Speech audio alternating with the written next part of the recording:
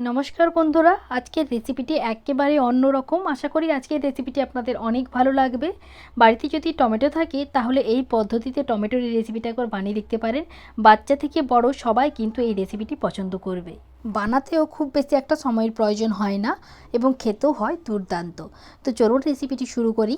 রেসিপিটি বানানোর জন্য প্রথমে একটা বোলের মধ্যে নিয়ে নিচ্ছি কিছুটা পরিমাণ পেঁয়াজ কুচি, অল্প একটু ধনেপাতা কুচি আর একটু কাঁচা লঙ্কা কুচি।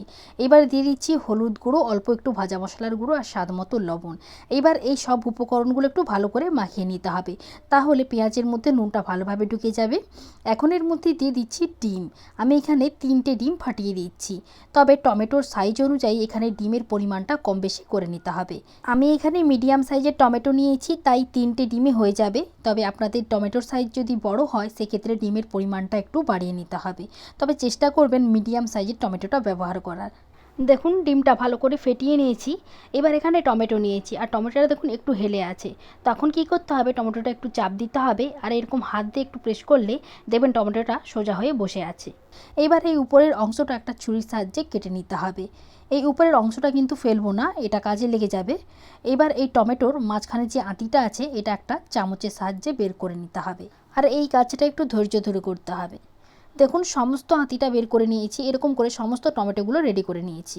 এইবার একটা কড়াইয়ের মধ্যে কিছুটা পরিমাণ জল ফুটতে দিয়েছিলাম, এর মধ্যে একটা ছিদ্রযুক্ত পাত্র বসিয়ে দিচ্ছি আর এর মধ্যে টমেটোগুলোকে বসিয়ে দিচ্ছি সাজিয়ে। এবার এর মধ্যে যে ডিমের যে ব্যাটারটা রেডি করেছিলাম সেটা অল্প অল্প করে টমেটোর মধ্যে দিয়ে দিতে হবে। এরকম করে সমস্ত ডিমের ব্যাটারটা টমেটোর মধ্যে চাড়িয়ে দিয়ে দিতে হবে। দেখুন ডিমের সমস্ত ব্যাটারটা ভালো করে দিয়ে দিয়েছি।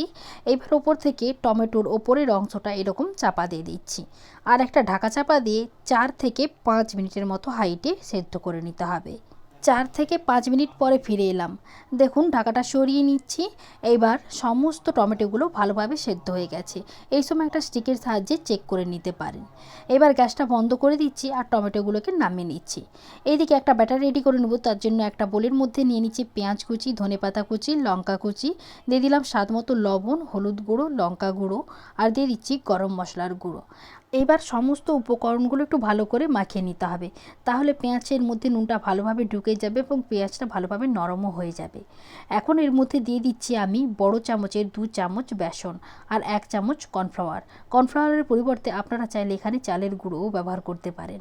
এইবার অল্প অল্প করে জল দিয়ে একটু ভালো করে মিশিয়ে নিতে হবে, আর যদি অল্প একটু বেসনের প্রয়োজন হয় তাহলে অল্প আর একটু বেসন দিয়েও এটাকে ভালো করে মাখিয়ে নিতে হবে।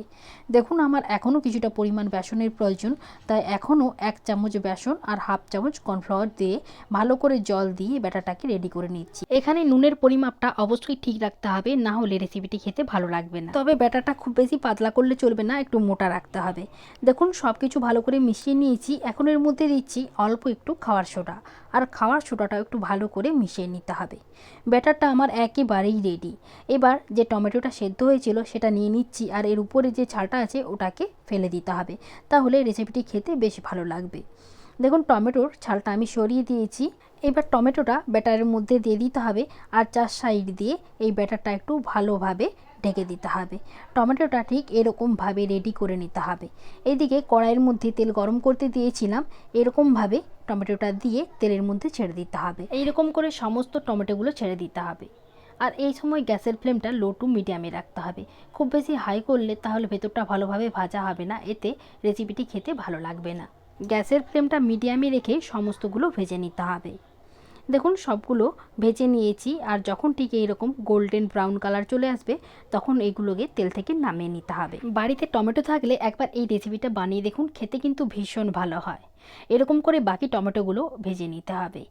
আর রেসিপিটি ভালো লাগলে চ্যানেলটি সাবস্ক্রাইব করে নেওয়ার অনুরোধ রইল এবং পাশে থাকা বেল বাটনের অল অপশনটা ক্লিক করে নেবেন নতুন ভিডিওর আপডেট সবার আগে পাওয়ার জন্য। দেখুন রেসিপিটি আমার একেবারেই রেডি। এবার একটা কেটে আপনাদের দেখাচ্ছি ভেতরটা কত সুন্দর হয়েছে। দেখতেও যেমন সুন্দর, খেতেও তেমনি অসাধারণ। বাড়িতে অবশ্যই একবার বানিয়ে দেখুন, খেতে ভীষণ ভালো হয়। আমি এখানে কাসুন্দি এবং কিছু স্যালাডের সঙ্গে এটি পরিবেশন করে নিচ্ছি। ভিডিওটি এখানেই শেষ করছি। রেসিপিটি বাড়িতে বানিয়ে থাকলে কেমন লাগলো অবশ্যই কমেন্ট করে জানাবেন।